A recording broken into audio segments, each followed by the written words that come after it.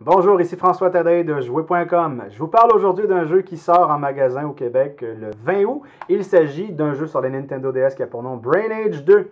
Alors, comme son nom l'indique, c'est le deuxième titre de cette série très populaire de Nintendo qui s'est écoulée à plusieurs millions d'exemplaires sur le globe. Ce deuxième titre est aussi offert à bas prix, soit 20 $. Si vous n'avez pas de Nintendo DS, Nintendo vous propose une console limitée noire et rouge avec le jeu pour seulement 160 $, ce qui est une bonne offre. On va regarder tout de suite un extrait du jeu pour avoir une idée de ce que nous réserve Brain Age 2.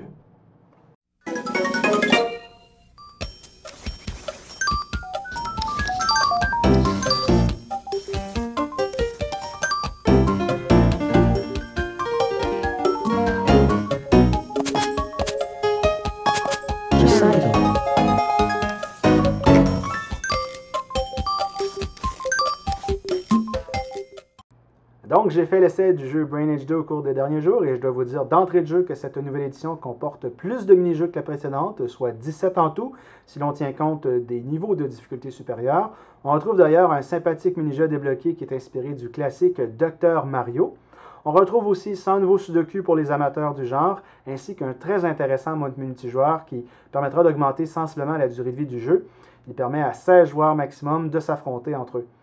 Au chapitre des mini-jeux, je dois dire qu'ils sont un peu plus difficiles que les précédents, comme en témoigne par exemple cette course où l'on a un personnage qui avance à fort rythme et qui se fait dépasser par d'autres et nous on doit calculer finalement quelle sera sa place à la fin de cette folle course.